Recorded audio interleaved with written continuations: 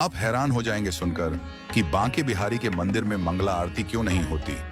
तो हुआ यूं कि एक आदमी बांके बिहारी के मंदिर के बाहर रोज सफाई करता था और वहीं भोजन करने के बाद रात्रि में मंदिर के बाहर ही सो जाता।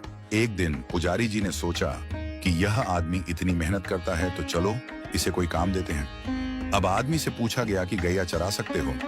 तो उस आदमी ने पूछा कि गैया किसकी है, क्योंकि मैं ठाकुर के अलावा किसी का काम नहीं करता। तो पुजारी जी ने कहा कि गैया भी ठाकुर जी की ही है। तो उसने कहा मैं कर दूंगा। तो पुजारी जी ने कहा कि तुम कल से गैया लेकर जाना और तुम्हें भोजन भी वहां जंगल में ही मिल जाएगा। अगले दिन वो गैया लेकर गया और गैया चराने लगा।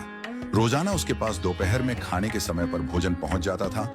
अब एक दिन क्या हुआ कि भोजन के समय पर भोजन नहीं आया। तो भूख की वजह से वह आदमी चिंता में आ गया। सोचने लगा कि जाकर पुजारी जी से शिकायत करूंगा और बहुत गुस्सा होने लगा।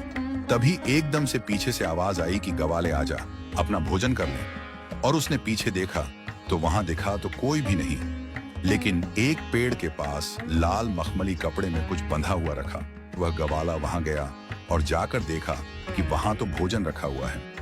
उसने उस कपड़े को खोला तो देखा कि 56 भोग तरह तरह का भोजन उस मखमली कपड़े में रखा हुआ था। तो गवाले ने सोचा कि आज भोजन बहुत ज्यादा बना है, तो बनाने में थोड़ा समय लग गया होगा, इसलिए देरी हो गई। लेकिन फिर भी उसने कहा कि आज कोई आदमी दिखाई नहीं दे रहा है जो भोजन लेकर आया। तो कहीं ऐसा तो नहीं कि ठाकुर जी खुद ही भोजन लेकर आए हों। क्योंकि वह कृष्ण का इतना अनन्य भक्ता था तो उसे विश्वास था कि कृष्ण कभी भी उसके पास आ सकते हैं। उसने आराम से भोजन किया और वो लाल कपड़े में सारे बर्तन बांध करके शाम को पुजारी जी के पास पहुंचा और जाकर बोलता है, पुजारी जी आज आपका कोई आदमी भोजन देने नहीं आया। मुझे लगता है कि आज ठाकुर जी खुद भोजन देने आए। पुजारी जी बोले कि आज तो भोजन बना ही नहीं, क्योंकि आज तो एकादशी का दिन है, आज तो व्रत है सबका। और पुजारी जी ने देखा उसके हाथ में लाल मखमली कपड़े में जो बर्तन है वो वही बर्तन है जिसमें रोज ठाकुर जी का भोग लगता है। तो पुजारी जी ने पूछा कि कोई भी तुम्हें भोजन देने नहीं आया।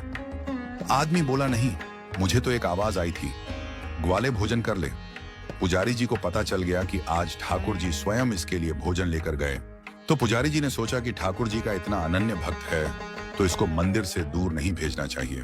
तो पुजारी जी ने कहा कि आज से तुम्हारी ड्यूटी मंदिर में ही है, यहीं रात को चौकीदारी करो, मंदिर का ध्यान रखो। मंदिर के द्वार बंद होने के बाद कोई भी मंदिर में आए जाए नहीं। तो उस रात से उस ग्वाले की ड्यूटी शुरू हो गई। वो मंदिर की चौकीदारी कर रहा था। तभी आधी रात को स्वयं बांके बिहारी बाहर आए और चौकीदार से बोले कि मुझे जाने दो। उस ग्वाले ने ठाकुर को रोक लिया। तो ठाकुर जी ने पूछा, भाई मुझे क्यों रोक रहा है, मुझे तो जाने दे। ग्वाला बोला, नहीं, मुझे पुजारी जी ने बोला है कि यहाँ से कोई भी आए जाए नहीं, तो आप भी अंदर जाइए और यह आराम का समय है तो आराम कीजिए। ठाकुर जी ने कहा, भैया मुझे तो निधिवन जाना है, ये तो सदियों से मैं जाता आ रहा हूं।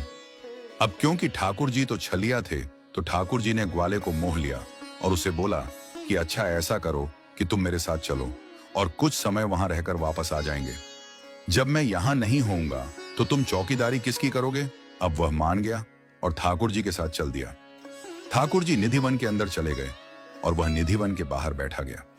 सुबह होने से कुछ समय पहले ठाकुर जी निधिवन के बाहर आए और ठाकुर जी ग्वाले के साथ वापस मंदिर आ गए। अब ठाकुर जी मंदिर के अंदर चले गए और यह बाहर पहरा देने लगा। तभी कुछ ही देर बाद पुजारी जी कुछ लोगों के साथ वहां मंगला आरती के लिए अंदर जाने लगे। तो ग्वाले ने पुजारी जी को अंदर जाने से रोक दिया। तो पुजारी जी ने कहा, क्यों। तो वह आदमी बोला, रात को ठाकुर जी बाहर आए थे, मेरे को लेकर निधिवन चले गए, वहां अंदर जाकर के सारी रात रास किया और अभी अभी थोड़ी देर पहले यहाँ आए हैं, तो भैया थोड़ा आराम तो करने दो ठाकुर जी को। पुजारी जी ने सोचा कि ठाकुर जी इसका भोजन लेकर आए थे और ये कह रहा है कि कल रात को ठाकुर जी आए थे, तो इसकी बात माननी पड़ेगी।